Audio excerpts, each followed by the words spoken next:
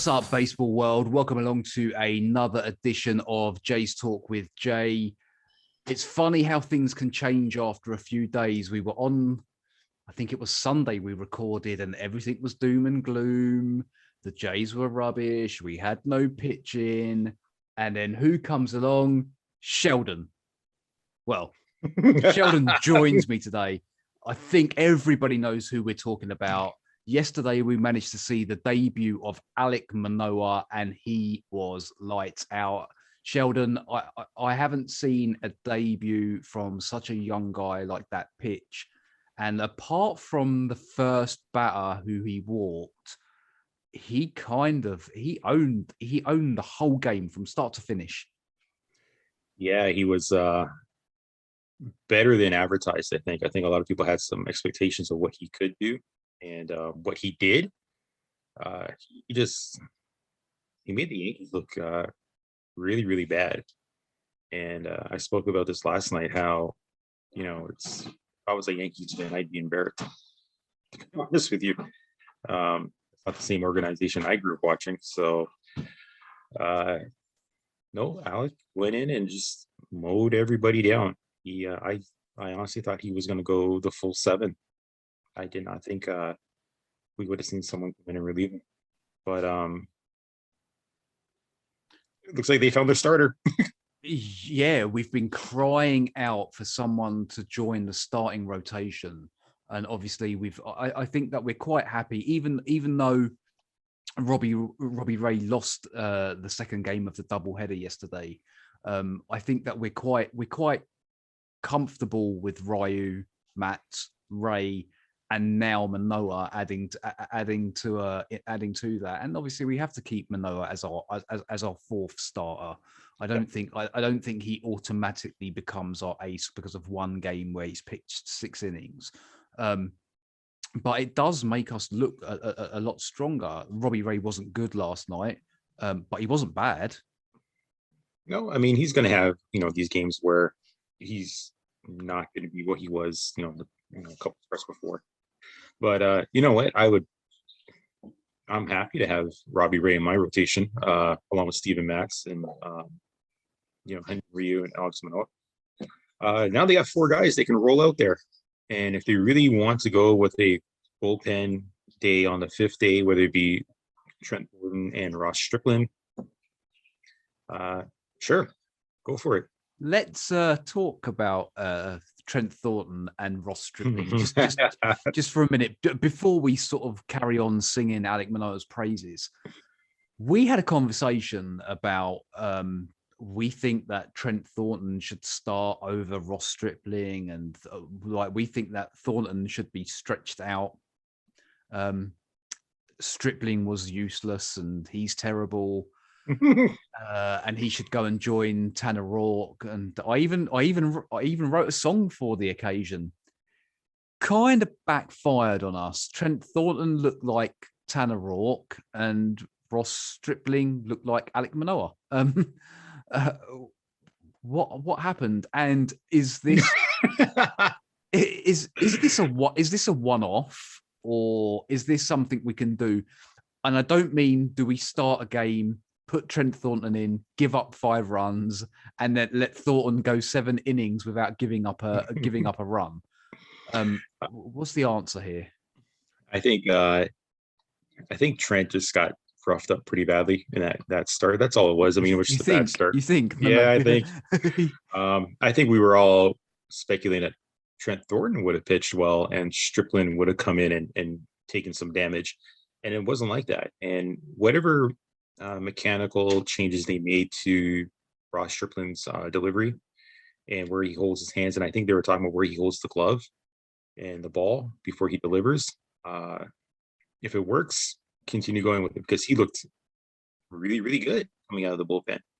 And historically, he has been a better bullpen pitcher than a starter.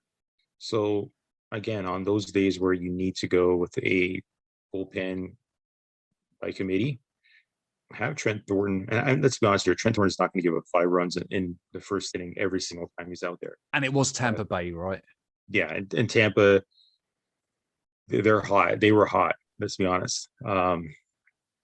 I think Trent can give you 4 or 5 innings, and Stripling can give you 4 or 5 innings of really, really good pitching. You save your bullpen. You have those two guys do that bullpen day. It's possible they can do that. But right now, with Alek Manoah's arrival and what he's done to the rotation and the shot of the arm that it needed, it's a now you just got one issue to deal with. At the moment, you have one rotation spot to day 5. Does it stay TBD for now? I would just make it Trent Thornton starts, Strickland's coming in. I mean, do it like that. I think it's obvious that at the moment it's not going to be Nate Pearson. He doesn't look like he's coping very well. There's something not right there. It was something that we had mentioned that I was worried about him coming up, getting shelled, being sent back down, and what's going to do to him mentally. And it looks like that, maybe mentally it's taken a little bit out of him. I hope that he can kind of right the ship, because in the long run, we do need Pearson, whether it be in the starting rotation, which I think he should be a starter, or possibly in the bullpen as a closer. I saw, maybe. Do you know, it's funny you should say that. I saw a post, like literally just before we started to record, on Blue Jay Center's, what do they call it? Bold predictions Hot for takes? the week. Hot takes, yeah. Yeah. And one of them was somebody's predicted that Nate Pearson would be our closer by the end of the season. I think it was by the end of the season. And you now have mentioned that as well. So I just is that how we get him back by bringing him back up? Like, could we do with his arm in the bullpen? I think so. Yeah, you can do with his arm in the bullpen. There's absolutely no reason why you can't have. So is that how we stretch him out instead? Like, we call him up, chuck him in the bullpen, let him throw 1 inning, 2 innings, stretch him out that way. Comes in when we're.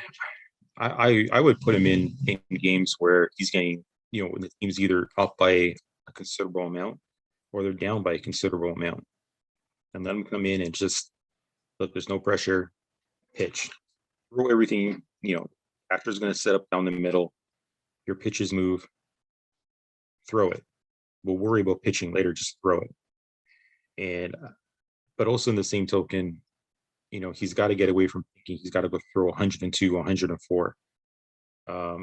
Scale it back a bit, man. Have a little bit more movement. Have a little bit more control. But right now he's getting whacked down there in AAA. The numbers aren't good at all. No, I'm concerned about his psychological state. I mean, did the beating in Houston, and people who are watching might say, well, he's a pitcher to be able to get over it. Sometimes these guys don't get over it right away, and getting demoted doesn't help. And hopefully, he's talented enough to come back and be the starter that we expect him to be. But right now, it doesn't look good. Maybe he needs to get Alek Manoah's mum in the crowd, jumping up and down. She was like, I've seen parents at the games before. We remember seeing like the Bigios there, and like a few seasons ago. Like, she's another level.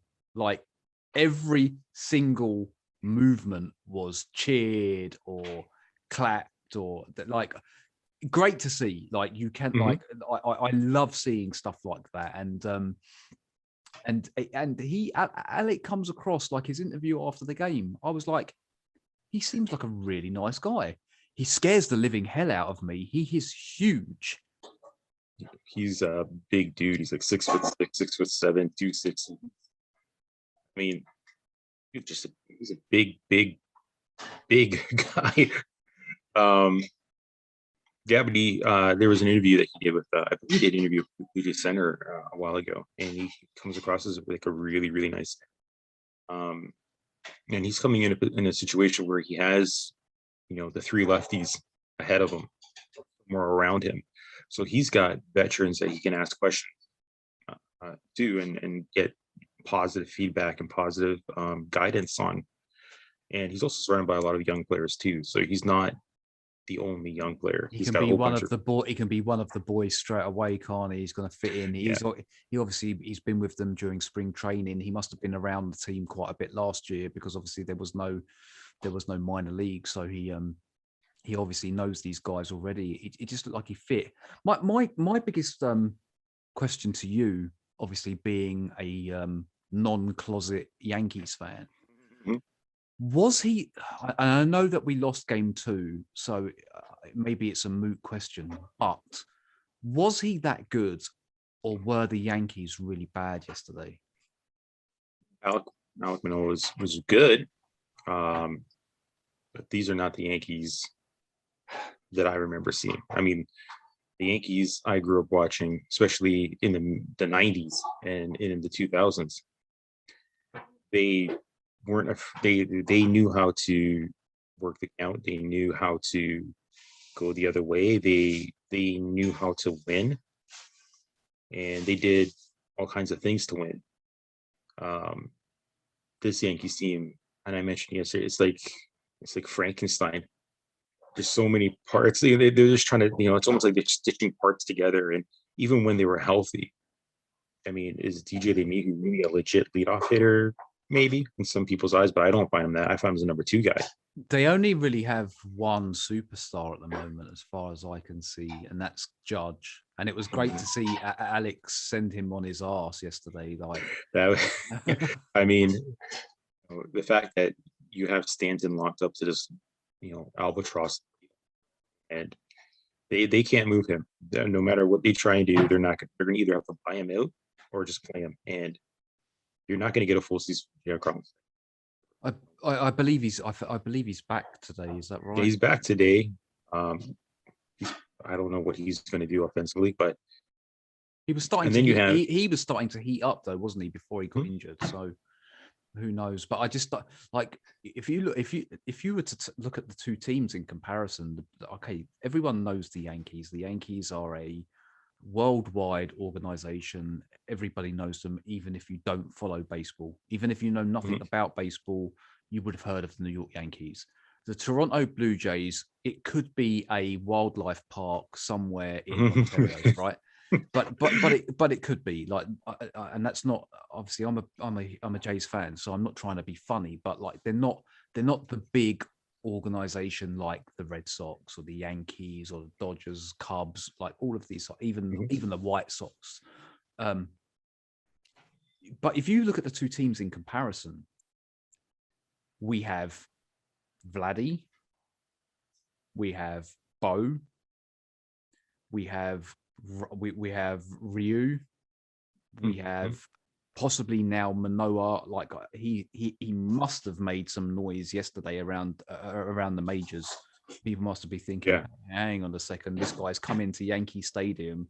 He's just pitched near enough a full game. All right, it was only 7 innings, and they had 2 hits, and only one person got the hit. And then you look at the Yankees team, and like DJ LeMahieu, he's been good. He doesn't look good at the moment. Like I'll be honest with you, he doesn't look good at the moment. And then apart from him, you go down there. Odor is batting second. Like really, that tells you a lot. He doesn't even get into our 40-man roster. Nope. And then you look down, it's just Judge. And then like the players I haven't even said, like we've got Teoscar, we've got George Springer, who's not even playing at the moment. We have these the Galacticos, like Real Madrid, like they had the Galacticos at one point with all these star name players. We have them. We're only a season from them blowing up to become this like powerhouse of a team. Yet you go through the Yankees team, and it's just, for me, I thought it was laughable, and I thought that they were a little bit lucky to actually win Game 2 last night. But the Yankees on paper have the names. They have name power. If they were healthy, could we see a different result from the Yankees? Well, it's never going to happen. Someone's going to get hurt. And again, the team is almost like they're stitched together. It's like some kind of experiment. You got Stanton either at the DH or the left field.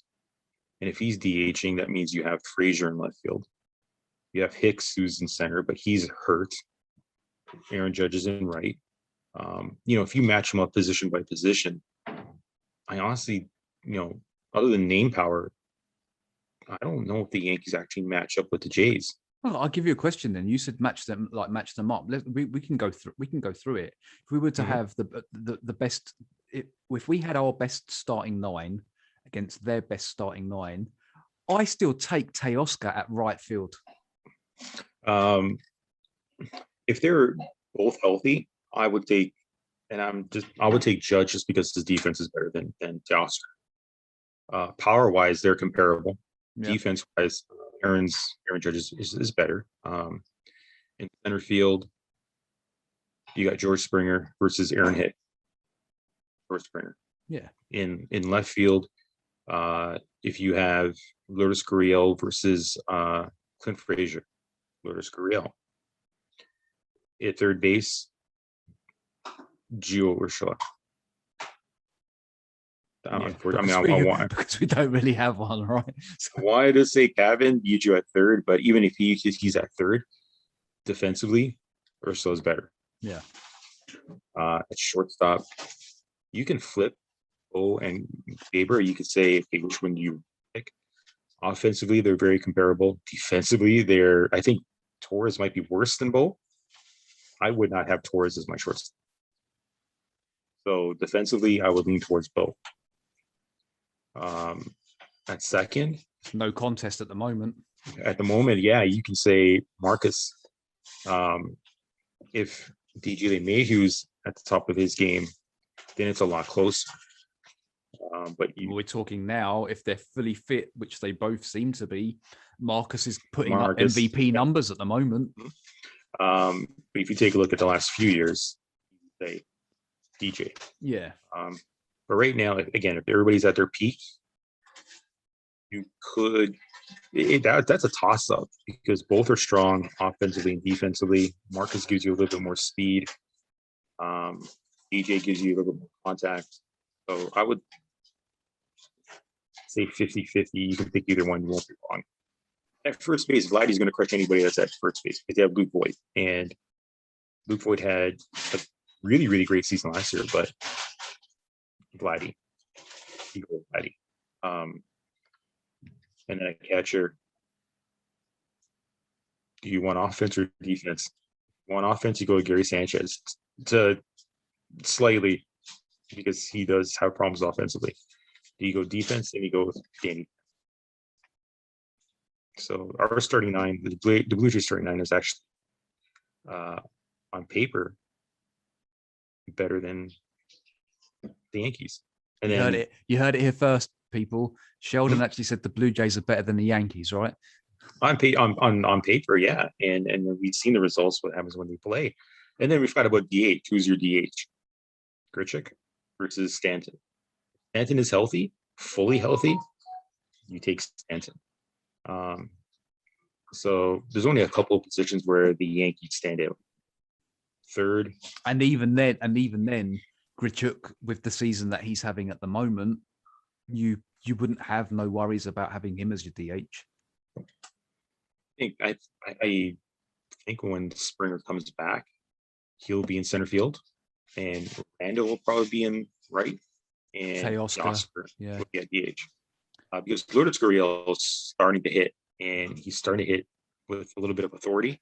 He's looking like June is going to be his June and July where he's going to the good thing, obviously, we don't know when Springer's got, and that seems to be a sentence I make on every single podcast at the moment. We don't know when Springer's going to be back, but the good thing about that is when he actually is back and he's playing center field, we have so many more options by having them for example, at some point Vladdy needs a rest. Gurriel plays first. Yeah.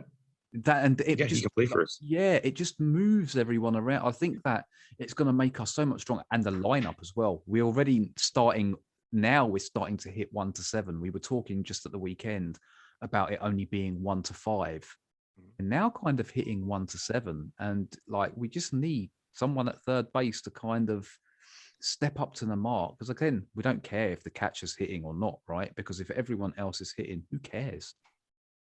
I think you could actually survive with two spots being defensively strong, which is catcher and third. If you wanted to go out there and get a defensive-minded third baseman, you could live with that if you wanted to do that. But I don't think they're going to do that. I think what they're going to probably do is look for, Kyle Seager or a Colin Moran to fill in. I know people are high on Seager, but I would actually take Colin Moran. He's a little bit younger, gives you a little bit of position flexibility if you need to bounce him around the infield or.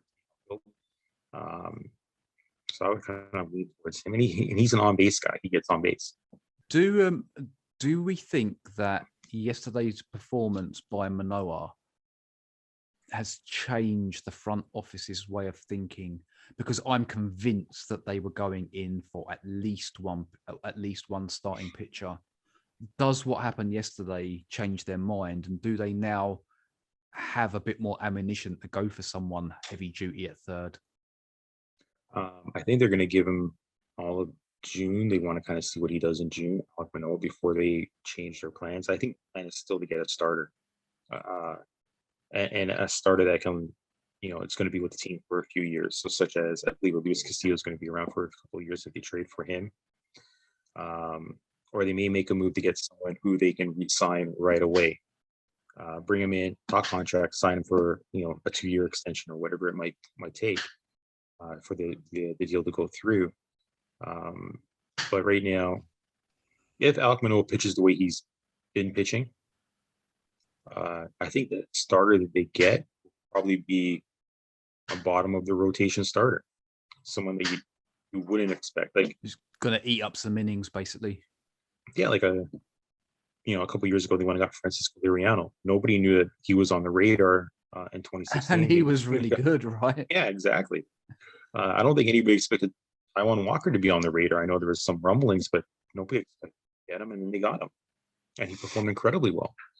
So it's going to be the month of June is probably going to help, and maybe the first week of July will kind of show where the Jays will do what they need to do to shore up. If 20-8 in June, maybe they don't do anything. I'm leaning to, bearing in mind that I've been an advocate for Manoah since before the season started. I would have thrown him in then. It may have got us another 5 wins. I'm not saying it would have, but let's face it, in between the time the season started and now, we've had Tanner Rourke start and we've had all sorts of shenanigans going on. that should never have really happened. And hindsight is a wonderful thing, as we all know. But I just like with him coming in now and doing what he's done, I'm not surprised one bit. I'm not. They say that spring training isn't an indicator of how your season's going to go, and that's probably true as a team sense. But surely, as an individual player, I think the outfield players is a little bit different. But I think as a pitcher, you've either got the stuff or you haven't, right? Well, given the fact that he had faced some of the Yankees' big hitters, and he did what he did to them in spring training, I think that's why people really got excited. If he had gone against, Evan, Esteban Florio, and players we've never heard of, or Ford, whoever he was playing. Yeah. Then you could say, well, look who he faced, right? But what made it exciting is that it was Stanton, it was Sanchez, it was DJ LeMahieu, and he just went right through them. And that's what made it kind of exciting. And I was adamant, look, man, just leave him in the minors for the year, man. Let him get his innings in. Let him. It's good to be wrong every now and then, though, isn't it? Hey, man, he could get Sheldon, and he could actually get beaten up in the next start. It doesn't take away what happened yesterday. If he gets hammered in the next 3 starts, then I think people might. Oh man, we should have kept. But they looked baffled. Like, I don't know if you saw them. The the cameras went on to Aaron Judge, and I can't remember who was that, and they literally looked baffled in the 6th or 7th inning. Like, yeah, it was DJ. I think it was DJ. It was DJ Lee that was with Aaron, and they looked. I don't know if they're not getting. I don't know if they're hitting coach. I don't know. They just don't look right. No reason why DJ should be hitting 260, 270. Like, this dude can hit 310, 320 in his sleep. And Aaron Judge, he's been in the league since 2016, 2017. I know he had that huge year in 2017. Come on, man. Like, you're literally the face of the franchise. He's literally the guy. And, it's as I mentioned last night on Media Center, if I was a Yankees fan, I'd be, appalled by the way this team plays. And they got to, the Yankees got to do something. What's good for baseball is the Yankees winning, because they are, quote unquote, the evil empire. They're the team that everybody wants to knock off the pedestal. If they're struggling, then who's the next team that you want to focus in on? The LA Dodgers? Everybody likes the Dodgers, so I don't see that happening. Houston Astros? Well, yeah, but it's not the same. We hate them because of what they did. We just hate the Yankees because they're successful. Yeah. And that's actually born out of respect, because they're so successful. And everyone hates the Jays because we're Canadian, right? Everybody doesn't like us because we're Canadian. But it's it is what it is, right? I mean, I don't know if anybody likes the Boston Red Sox, so maybe we can hate the Red Sox. But again, they're not Yankees. I think the thing with the Red Sox is that you don't like them, but you don't dislike them. Like, they're kind of they're there. The only thing people like about Boston is the Green Monster. Like, take away that Green Monster and you put them in just a neutral looking park, I don't know if they would have that mystique. Part of the mystique is that Green Monster. Talking about ballparks, and I wanted to bring this up on Sunday, and I totally forgot. Heckling at home games. Are we glad to see the back of Florida now that we're moving to Buffalo? Like, I heard some booing yesterday as well. Is this like a thing? Is this because like COVID's made everyone go a little bit crazy, and like the home, it bothered me a little bit. You've got home players, bearing in mind that a lot of this booing was happening in the Tampa series, where we got smashed around quite a bit. Even though we were in a lot of the games, they outscored us, which is we're a high scoring team, or we like to think we are. But it was the booing, and it was the booing was so prominent, and the heckling was so prominent. You could hear it through the microphone. Was it an issue for us playing there? And is it better that we're going to be in Buffalo? I think it's better for us to be in Buffalo. Florida is going to have their Tampa fans and their they ain't got no fans. They ain't got no fans. That's what I don't understand. They have no fans that go to their ballpark, but they have no problems going to TD ballpark and booing the Jays. So it's mentality strange. It's the sun, isn't it? It's what happens when you have a lot of sun. It was just one of those things where it's just unusual. I mean, this is not even the Jays' home. Let's be honest. The Jays' home is the Rogers Center. I'm guessing there's no news on going back to Toronto ever. If it happens, it might happen in September. That's what I can tell you. But the expectation is it's going to be before they come back and play in the Rogers Center. But they should be able to have the fans on their side in Buffalo. Are you able to cross border? My understanding is you can still travel. It's just quarantine. So if I wanted to travel to Buffalo, I don't know what New York's laws are. I'm assuming you have to quarantine unless they've opened everything up. But I know when people come into Ontario, Doug Ford wants to actually shut the borders down. That's almost nearly impossible to do. But if you do come in, you're supposed to quarantine. So business and pleasure, or is that like? I heard it's everything. I heard whether you're flying in, you got to quarantine, and I think it's 10 to 14 days. But you know what, man? It's here. It's just we get all kinds of information, and we're still trying to figure stuff out. What are the actual rules? Because I'm guessing at the moment we're the only team that are having to deal with these problems because we're the only team not playing in our home stadium. Yeah, the Toronto Raptors go through it. They had to play in Florida. The Jays have to play in Florida, and they were rubbish. The Raptors. Yeah, I like that's probably not fair. Like I watched a lot of Raptors games this year, nowhere near the levels that they've had in the past, and it all started going downhill from the moment we couldn't play in Toronto.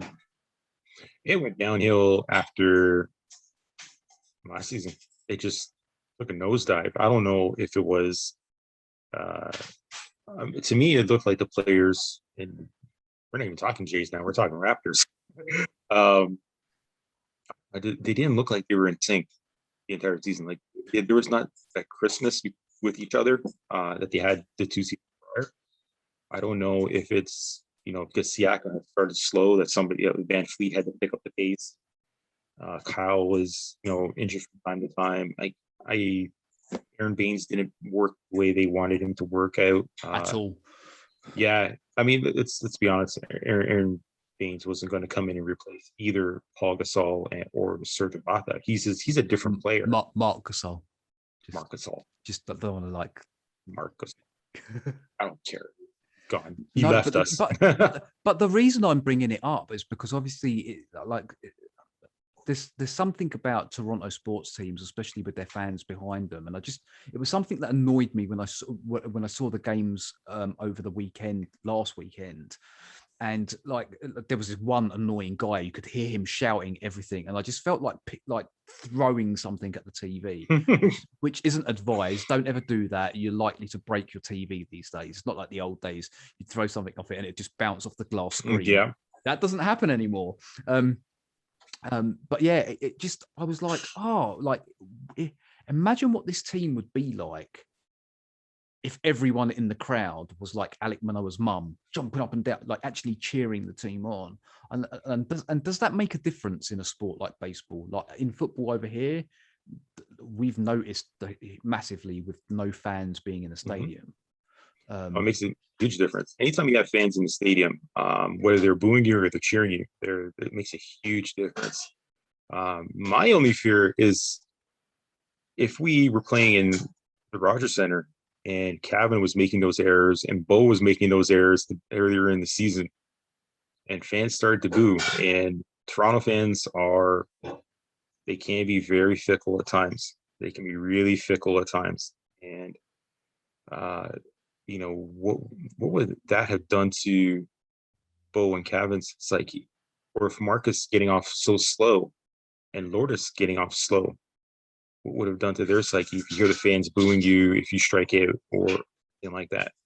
Or Danny Jansen. Danny Jansen's the best example. You can't hit. He's not hitting, right? And well behind the plate. Defensively, he's amazing. I would take him in a heartbeat if I needed a defensive catcher. Just adding to that, I think Reese McGuire's done really well since he's come back in. That was something I was just going to mention. No one's spoken about Reese McGuire's game yesterday. He caught Alek Manoah. He called the pitches. He was patient with him, worked with him. I was really impressed yesterday. Really impressed. Do you go with two defensive catchers and Reese McGuire and Danny Jansen? Now you can kind of match up a little bit. You have another left-handed bat. What happens to Kirk when he comes back? Does he go as the full-time DH or does he go to the minors? So these are pleasant problems to have. If all these players come back and they're all healthy, and now you have pleasant problems to deal with. But right now, I like Reese McGuire's game. I always looked at him as a Darren Fletcher type of performer if he ever got full-time at bats. I think he's a better defensive catcher than Darren Fletcher, and that's not taking anything away. who knows? There, one thing that we haven't spoken about yet, and a lot of people never really picked up on it. Well, at least I don't think anyone's really picked up on it. Vladdy yesterday didn't look like Vladdy. He looked a little bit different at the plate yesterday. He could be tired. I think, yeah. I think it was his first at bat. No, His first at bat, he struck out. Yeah, when he struck out and he swung for a pitch that was like miles off the plate, and he hasn't done that for a while. I just felt that obviously, and then he got hit on the elbow, which the commentators seemed to think that was okay. I was like, have you ever hit your elbow on like a table or something? It hurts. Like there's no, it didn't hit his hand, it hit his elbow. That's fine. No, it's not. It still hurts. I'm starting to wonder, maybe he's just a little tired. Maybe they need to sit down for a day just to kind of get some rest. But actually give him a break. Yeah, none of this DH nonsense, because he's still in it. He just, I'm not going to say it worried me, because we've seen Vladdy go 2-3 games where he's done nothing, and then he go and hit 3 homers in the game.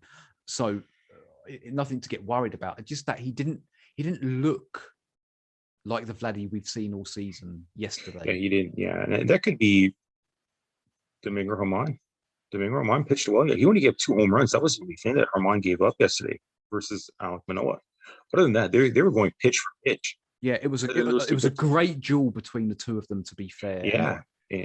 It's probably actually one of the one of the better pitching performances I've seen against us, where we've been dominated by the pitcher, because there's occasions where we've given cheap outs, like swinging for pitches. I think we only had 4 hits.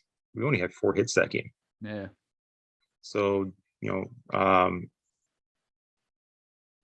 it kind of highlights something else, that can the Jays score runs? And we've seen the Jays score runs in different ways, but yesterday's game, they could not get, other than those 2 home runs, they could not really get to Domingo Germán.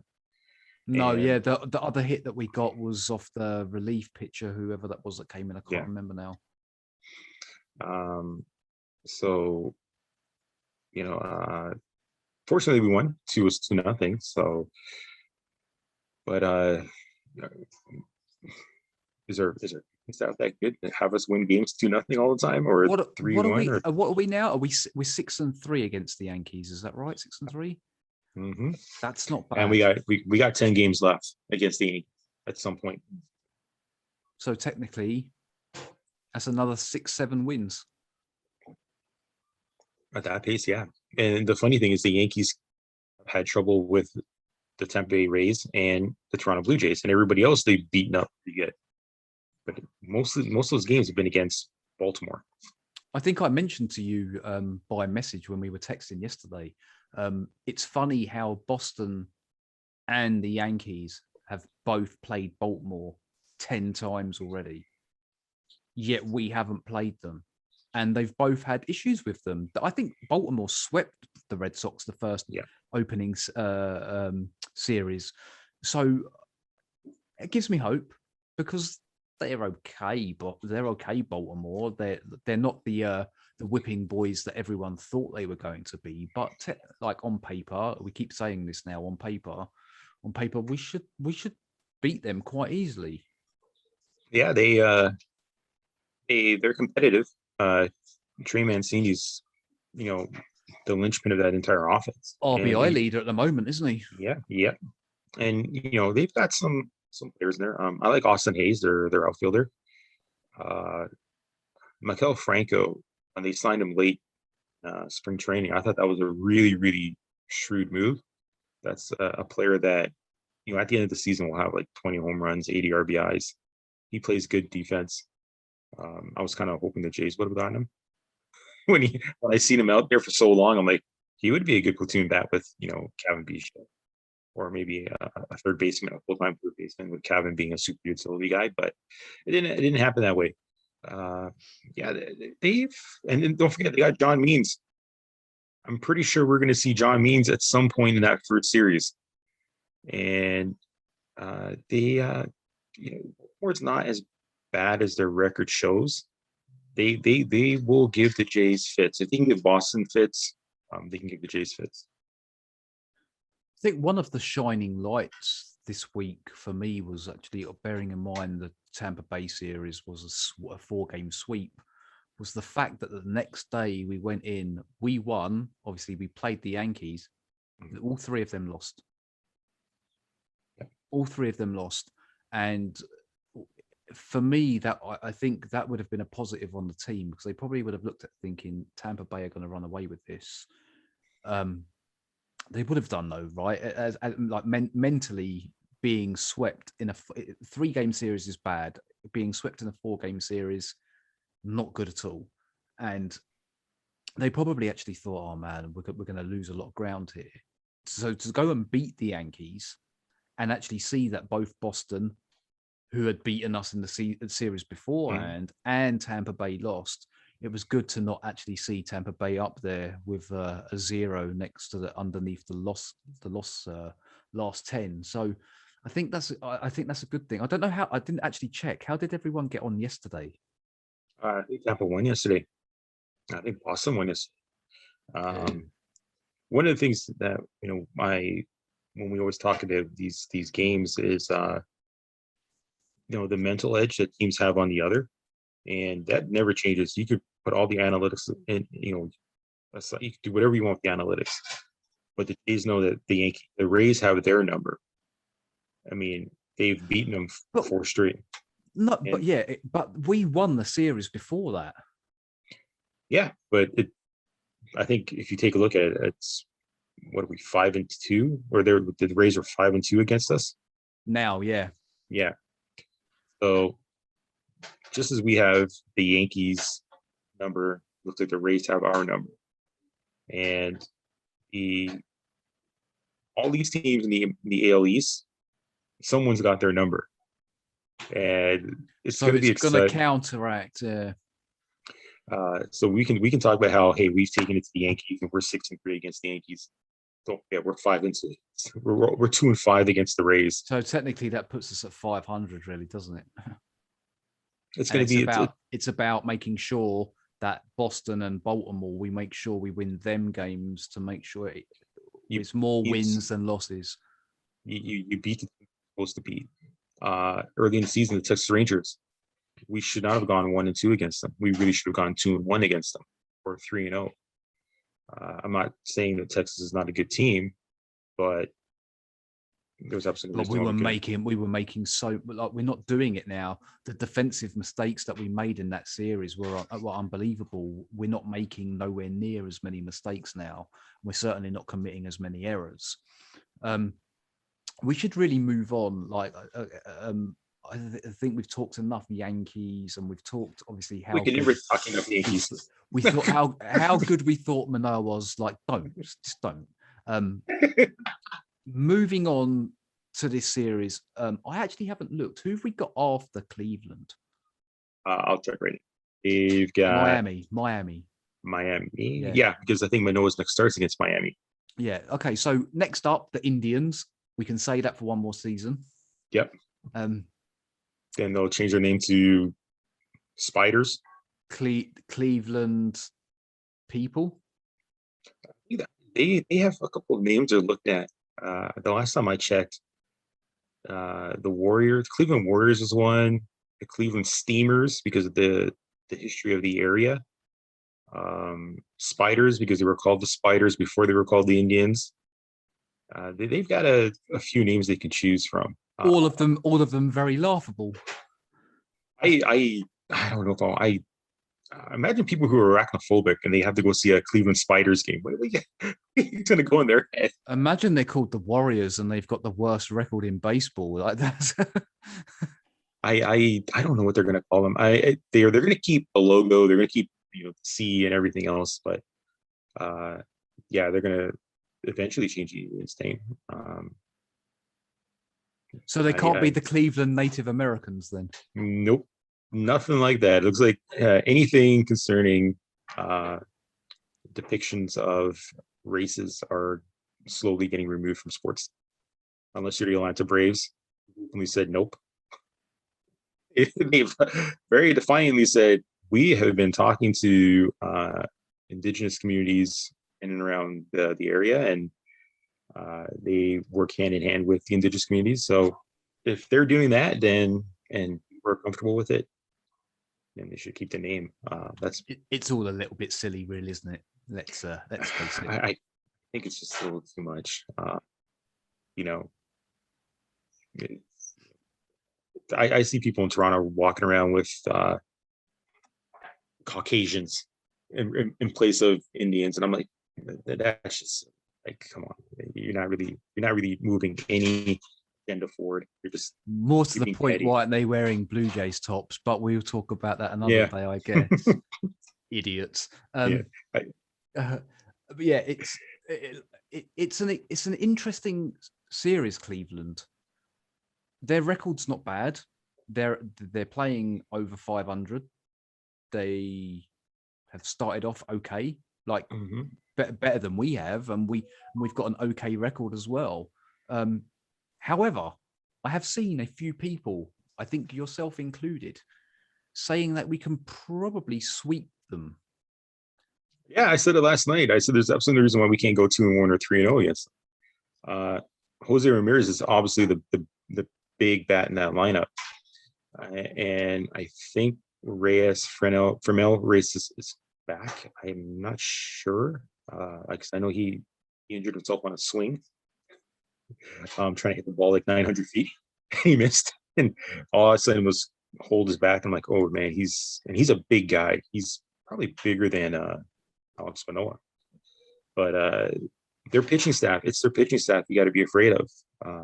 Obviously, with the names that, they're not household names other than Shane Bieber, but they can all pitch. So one thing I've noticed though, the better the pitcher, the better we bat. Yeah, that's kind of weird. It is. It's really weird. Oh, I know why. It's because we steal signs. You were talking about Tyler Glasnow and what he was saying the other day. Tyler Glasnow, in defense of what he said, he couldn't understand how they were hitting him because, he seems to have problems with the Jays more than anything else. And then he goes out there and he pitches incredibly well against everyone else. So maybe it's just the Jays have his number. And it's always been like that in the history of baseball. There's always a team that the pitcher can't beat, or there's always a team that the pitcher just absolutely dominates. And maybe the Jays are Glasnow's kryptonite. I thought it was sour grapes, and to come out with something like, bearing in mind what's been happening with Houston, and I just thought it was bad taste. I think you're gonna see that. You're gonna see a lot of teams say, okay, well, something's kind of funny here as to why this person's not performing as well, or this team seems to be performing incredibly well. And then on the flip side, you've got Josh Donaldson about to turn around and bring the rain down on every pitcher out there that's been cheating, supposedly. And he's got information, which instead of coming out and tweeting about it or saying it publicly, give it to Major League Baseball and their crack investigation team that seems to work all the time. I'm gonna tell everyone. I'm gonna leak it.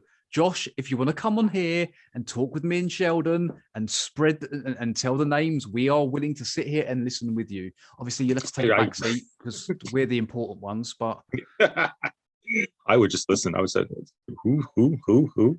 I know people have been speculating Garrett Cole for the longest time. Trevor Bauer's been someone they've speculated. I wonder how many of them are ex-players that he's played with. Oh, Josh? That's a good question. So in other words, how many Blue Jays pitchers have been cheating that we are about to find out? Well, Randall Grichuk said, Marcus Stroman. Well, Randall Grichuk came out and said that 95% of the pitchers are cheating. So that you got to include the Jays in that. Is Marcus? Well, is Marcus one of them? Would hope not. Who pitched well and then pitched really badly? So I don't think Donaldson played with Romero, so I think we can rule him out. No, it wasn't Ricky. Ricky, I think Ricky Romero's situation was just health. Yeah, it was sad to see because I remember, I don't know if I spoke to you about it or it was on another show. watching him in, I think it was 2012 or 2013, where he just imploded and he couldn't throw a strike. And the first thing that came to mind was a pitcher back in the Pittsburgh era. I think it was at the 70s, early 80s, Steve Blass, where he just could not throw a strike. And I thought that's what happened to him. And then later on, we found out there was more to it than it was his knees, it was just everything. And I felt bad for the kid. You know, he was a kid, but you know, I felt really bad for him. Oh man, when he came on the scene, he was amazing. Yeah, and people forget when Roy Halladay asked for the trade, it was Ricky Romero who stepped in and became the ace. Yeah. And no, I remember. But going back to what we were saying, who do we think? Because there has to be, if he's got this big book on all of these pitchers that have been cheating, one of them at least has to be a J. So who would I? Who? Come on, because you're good at predicting these things. Get it out there before Josh does. Who would I think? It's not Aaron Loop. No. If we kind of get away from thinking it's a big name, like not Mats, it's not Ray, because you know it's not Ryu. No, but it's someone that he probably played with that's pitching now. So I was trying to think. You know what? I'm going to say Marcus Estrada.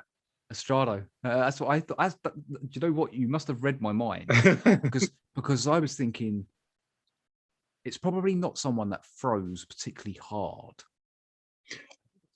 Because his changeup was, I mean, I saw the mechanics and what he does with his changeup, but the seasons that he pitched, other than his last season with the Jays, he was really, really good. And he wasn't that good with Milwaukee.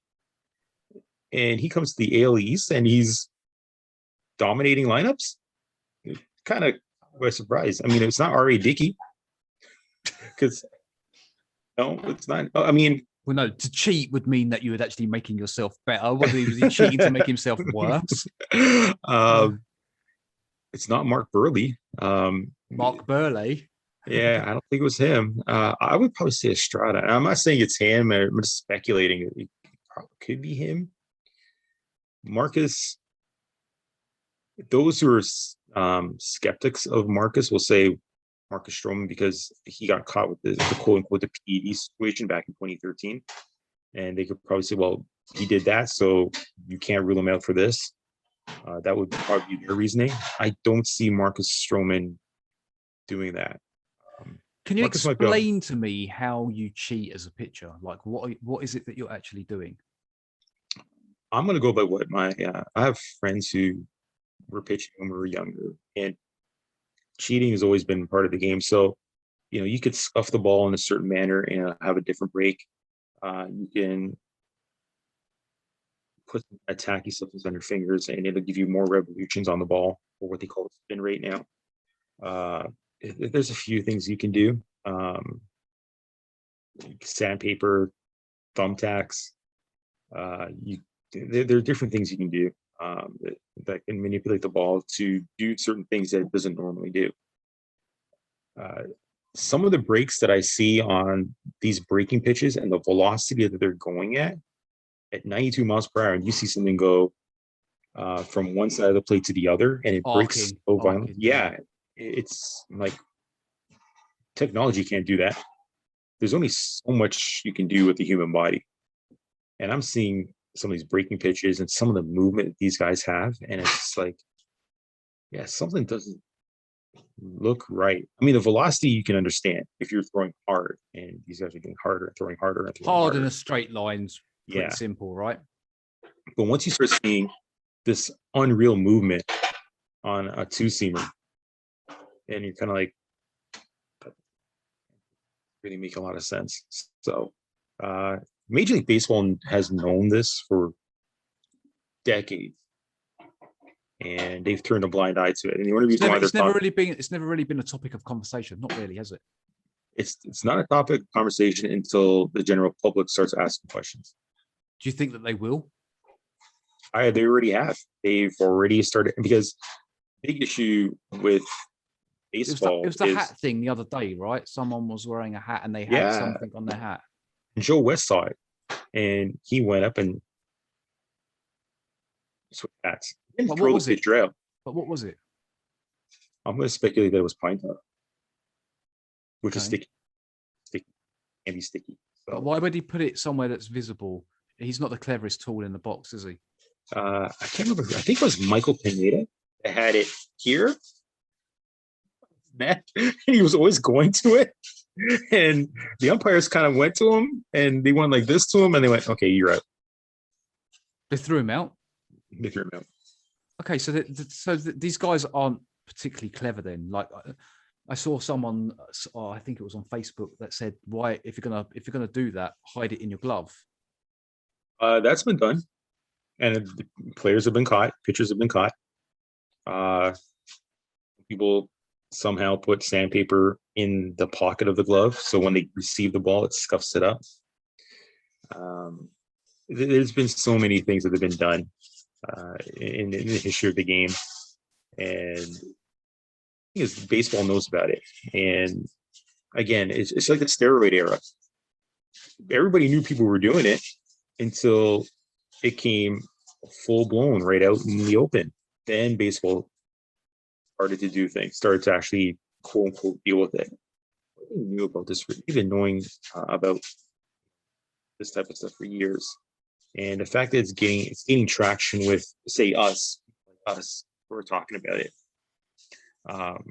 Eventually, there's going to be something done. Well, I just wondered. Obviously, I don't, because we don't get any of the coverage over here in the UK. It's difficult to see what's going on elsewhere when these stories. Obviously, I read everything. Like I'm literally scrolling through MLB.com to see what's big and what's not. And you can't, with social media now, anything big, you can't miss it. And I just saw it, and I just thought, obviously, that we had Josh come out and say what he said on the same day that Glasnow was basically saying we're stealing signs or we're cheating. And I just thought, well, hang on, that's two separate things have been said now in the space of maybe 24 hours. It's like if you take a tennis and you shave part of the tennis and then you start throwing. Like if you're a pitcher and you start throwing it, you're going to start seeing slightly different movement, even on the tennis ball. Now, it's not going to be drastic, but you'll notice it. The same with the cricket ball. If you do certain things and you manipulate the cricket ball where you shave part of it or you cut part of it. Well, they shine it. They shine one side, don't they, yes, to make it swing. Not that I know much about cricket, but I know that they do that. I played cricket twice. It's interesting. Just quickly, the Baez play. Was it Baez? The Baez play, running to first, running all the way back to home plate, going the other way. Guy comes in, steals home. What the hell happened there? And I don't understand why he wasn't. Let me understand this right. He swung, ball was dropped, so he has to run to first base. Yeah. But surely when they're standing on the bag, they stand on the bag, ball goes in the glove, he's out, and that's it. But he didn't stand on. He was on first. When the first baseman received the ball, he wasn't on. But couldn't he have just gone back to first base and stood on the bag? The first baseman should have done was just collect the ball, go to first base, buy it. Okay, so I'm not going crazy then. That's what I thought. So why did he chase him? I think it's just a brain cramp. I don't know. Okay, no. Okay, no. I'm not accepting that. We get paid nothing to do this. Mm-hmm. They get paid millions and millions of dollars per year. In fact, not even per year, per 6 months of the year, to understand the game that they are playing. I watched it and I was like, first of all, why is he running back to home? Why is he running back to home plate? Surely he can't run back to home plate. What's he going to do exactly? Just stand there? So they were talking about it and they said, the correct play was to go touch first. Because the runner that was going from second to third, Contreras, he's irrelevant. He was totally irrelevant in the whole grand scheme of the play. I've played baseball, now I play softball. I know if a ball's coming to me, I'm just going straight to first base. get the out. And I then, didn't know the rule. I knew that, and I just said to you, I was like, I don't know this rule, but I'm pretty sure if he touches first base, he's out. yeah. Yep. So again, answer my question. Why was he running back to home plate? And why did I don't get it. For those of you who haven't seen it, You got to watch that. you You got to have to watch that play. go. You have to go and watch the play. What was the game? Who was playing? The Pirates and the Cubs. Yeah, Pirates and the Cubs. The pitcher pitches the ball. He either strikes out, doesn't he? Catcher doesn't catch it. He runs to first base. Catcher throws it to the first baseman. First baseman decides to not stand on the bag and just get the out. Doesn't tag the hitter. Hitter decides to run back to home plate. That's right. He's at home plate. He swings. He misses. He runs to first and then runs back. And then who's it? It goes from second to third. So Contreras goes from second to third while the first baseman for the Pirates is running Javier Baez back to home plate. And Contreras decides, hey, I'm going to run home anyway. And he runs home and he scores. So during that play, Baez then turns and runs back to first base. He makes it. The ball goes from whoever was throwing it, I think it was the catcher for the Pirates, throws to the second baseman, covering first, goes past him. Baez, who's on the ground, realizes it and runs to second. So in that entire span of a play where the first baseman should have just gone to first base, touched first base, would have been reported as an out. It goes from no outs to a run scoring, and Baez, who should have been out on a strikeout at second base. I saw it. I watched it about 10 times with no sound. And that's probably why I had no sound on. And I just see his teammates laughing. Like it's one of the funniest things I've seen, like most stupidest things, but it was funny. I saw it and I could not believe what I was watching. I honestly could not believe what I was watching. I was just like, what the heck? Like, just touch first base, dude. Touch first base. Just get the out, man. I'm gonna risk the wrath of MLB, but I'm gonna find the clip and I'm gonna put it on the screen so you would have seen it already while we were talking. There you go. Problem solved. Don't copyright me, please, YouTube. I love you. Yeah, but yeah, miles off topic. But yeah, some interesting things have happened like during this week. But obviously, going back to what we're talking about, Cleveland. 3 game. It's a 3-game series, isn't it? And then and then we've got an off day Monday. So maybe they don't rest Vladdy. Maybe they just wait till Monday. Everyone gets a day off.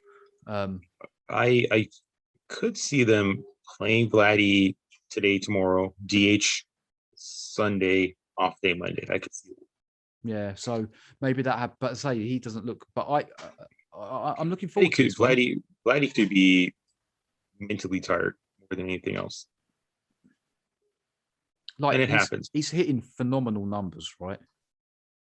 Yeah, like the numbers. He's leading, or he's in at least a top 5 in near enough every hitting category. Yeah. So you have to. He's still young. He is going to need a rest. Don't forget, everyone else has had rests. Everyone's been on a DH or they've been on the bench for a day. So Vladdy might be the only person that has not actually taken a game off. I could be wrong, but I don't think he's taken a game off yet. No, and that's a lot. Especially coming back from COVID. If we're worried about the pitchers getting hurt, what about the hitters and the fielders who've been playing every game? You got to be a little bit fearful of them getting hurt as well. Yeah, like I think him and Bo maybe. But Bo's DH'd quite a bit. He's DH'd at least once a week. Yeah, and Vladdy was DH yesterday. Yeah, Vladdy's DH. But I think Bo has missed a game. He came out for a game and they had Simeon. I could be wrong. He did because he. Oh, I wonder if he was. I'm trying to think now. I can't remember because I know that Simeon played short. Panic played second. So I wonder if he played, but you're right, he probably was the DH that day. Eventually, these kids do need a day off just to rest. Yeah. It's important. So what's your predictions apart from us sweeping them? They're probably going to go 2-1. They're not facing Bieber. I don't think they're going to be facing Bieber at all. So the Jays will probably go 2-1. And I think the person who's probably going to have a huge series, I'm going to say Lourdes. I'm going to say Lourdes Gurriel's going to have a big series. He's heating up nicely, huh? June is literally a few days away. And he usually gets hot in June and July. The sun's coming out. Yep. And he's probably gonna, like I said, I feel that at the end of July, he is probably gonna catch up to Vladdy in home runs. What?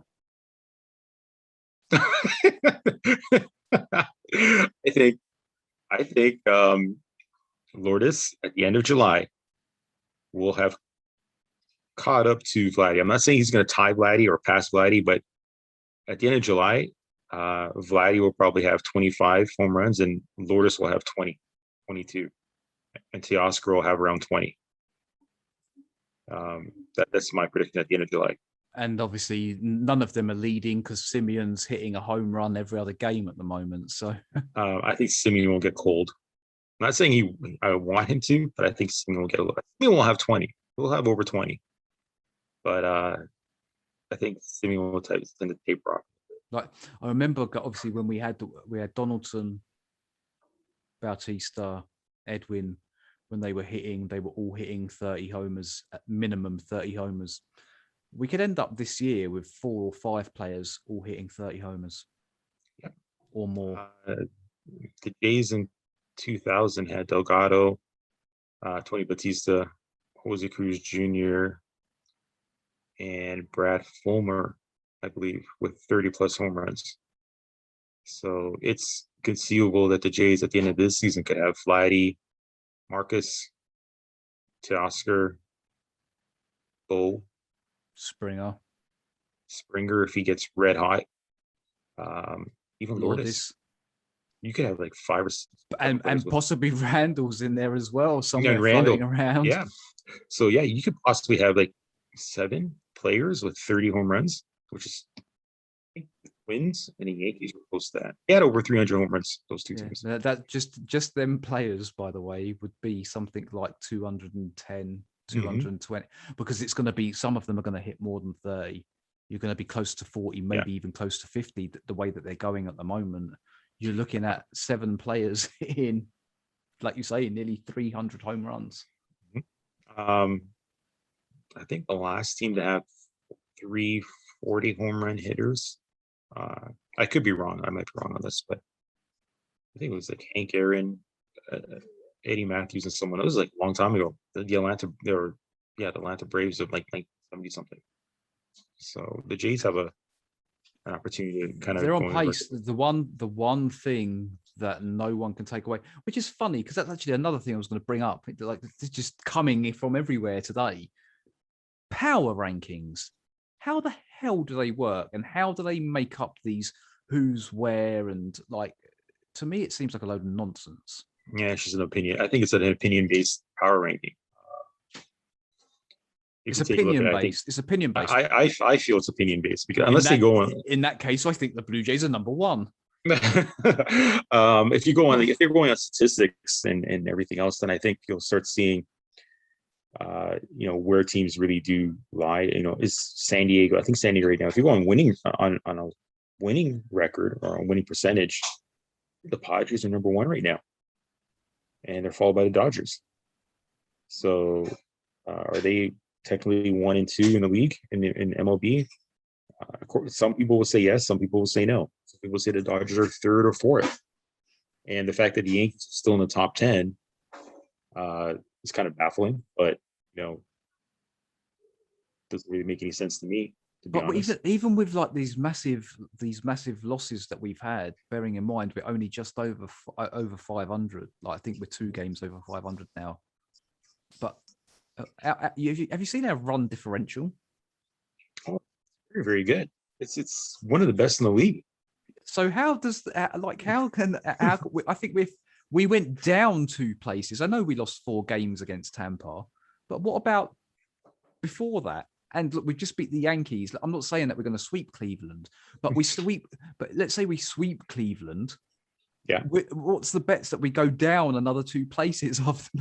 Like none of it makes any no, sense. It doesn't make any whatsoever. sense. It does not, because I'm looking at the power rankings right now from We're 14th, aren't we? I think we're 14th. May 23rd. Yeah, we're 14th, but we were 11th the week before. Yeah. And the Mets are ahead of the Atlanta Braves, who don't have a winning record, are ahead of us.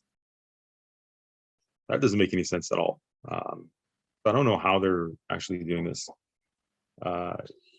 Everybody hates Houston, so I don't know why you even have them in there. Chicago is number 1, and they dropped to number 5. So it's a little baffling how they come up with it. Like the Yankees are 4. How? Why? Doesn't make any sense. So if we did our own power rankings, it would definitely look different than that. Maybe that should be a thing. Yeah, we could do that. Yeah, kind of power rankings. We'll figure out how we do it. Well, we like the Blue Jays, so they're number 1. We don't like we don't like Houston, so they're number 30. Yeah. We could work it that way. And just kind of slot teams in, see where they're at.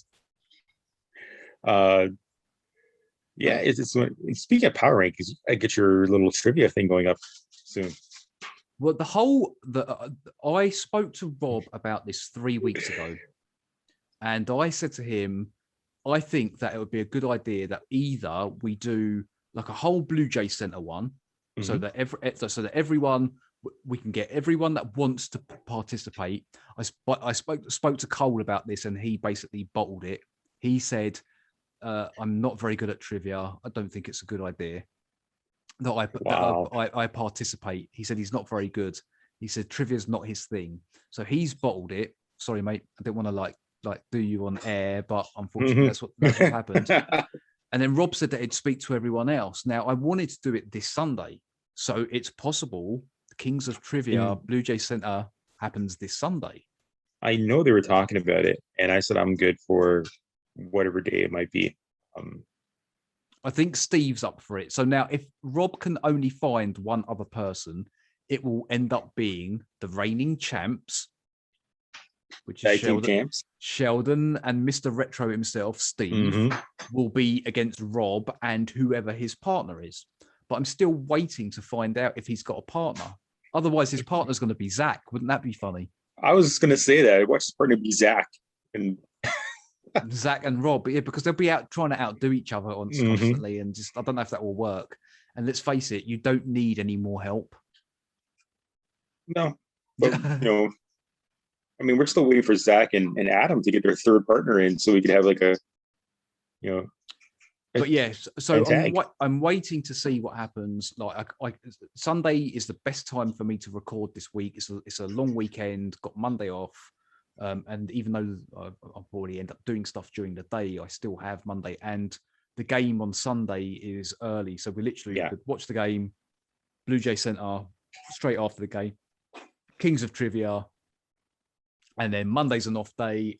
Everyone's got something to watch on YouTube, or just listen over on Spotify, however you guys want to do it. You know what I mean? Like I'm not fussed, but that's the plan. So your mission tonight, if you choose to accept it, is to chase Rob up and find out what's going on. And then that way I can start working on questions and thinking of new rules just to annoy everyone. Yeah, Steve and I are ready to defend our titles. Yeah, Steve said that he's going to be busy at the weekend, but he's willing to make time for trivia. So, like, you two already mean business. So, there's the gauntlet has been thrown down. The reigning champs have stated they are ready to take on whoever. Obviously, if it ends up being more than 2 or 3 people extra, then it might be you all on your own to find out who the champion is, who the king of the Blue Jay Center trivia is. But again, I'm not too sure. But we'll see what happens tonight when when Rob and yourself have a conversation, and hopefully this weekend it will be the next edition. Who knows? It was fun. It's a lot of fun. A couple of my friends watched it. They thought it was a hoot. And they learned a few things about the Blue Jays too. So. How many other quizzes are there online about the Blue Jays that not only have dramatic music in the background, but a buzzer when you get it wrong? I just thought it was genius. I've done a few quizzes online. I can't remember what the website was, and it's you type in the answer and stuff like that. But I love trivia quizzes. I love you always learn something. So. I prefer playing than trying to make the questions up. I have to say, it took me ages trying to just get the right questions. Bearing in mind, I didn't want them to make them so hard. Don't get me wrong, I've got some great ones lined up for the next one. like nearest to the pin. Yeah, that was a good one. Nearest to the pin, you've got no chance. One of the questions, no chance in hell. Oh, this is going to be good. I think I'm going to tell Steve. I chuckled to myself when I made it up. Let's put it that way. I thought it was the funniest thing that I've come up with so far. But yeah, no, I'm looking forward to it. Well, I guess we should really end things there. We've been talking for way too long. Get some time to edit this before tonight's game, rain dependent. Sheldon, as always, it's been a pleasure. Guys, don't forget YouTube, subscribe. I feel like I'm constantly repeating myself, but I believe that we have to do these things. So make sure you go over to YouTube. Make sure you subscribe, because subscribers ain't going up. The views aren't too bad, but so we need you to subscribe. We need you to ring the bell over on Spotify, Apple Music. Just make sure you save it, follow it. Well, I'll be back at the weekend. It'll either be a podcast or it'll be Kings of Trivia. I'm not sure. So watch out on the socials, Instagram, everywhere else. Obviously, you can find Sheldon. Are you on Blue Jay Center tonight? They're doing Fan Take Friday, which means that if you're paying attention, you will probably know that we're going to call Jay at 4:30 his time to get involved. Yay! So Fan Take Friday on Blue Jay Center. Saturday and Sunday, I believe I'm scheduled in after those games. And Blue Jay Center, you can catch me. Into the Gaps, you can catch me on that one. That's my personal one. And there's the 40/40 Club. That's going through a bit of a reconstruction. So because they're 50 now. I'm actually handing it off to Bram. So Bram could do what he wants with it. I'll be the guest and not the host. So, but Into the Gaps is mine. That's my puppy. So it's you and I got to do one. Yeah, man. I'm up for it. I'm up for it, definitely. So we don't normally talk everything else, baseball. Everything else but Blue Jays. Yeah, because we've openly said there's just so much baseball for the Blue Jays. We gotta. I mean, I did one with the Yankees, and then I did one. We actually took it a different direction last time. We did hockey. Hockey? Yeah. You should get me on for that. I know absolutely nothing about hockey. It's the one North American sport that I pay no attention to whatsoever. So that would be interesting. I know that they have.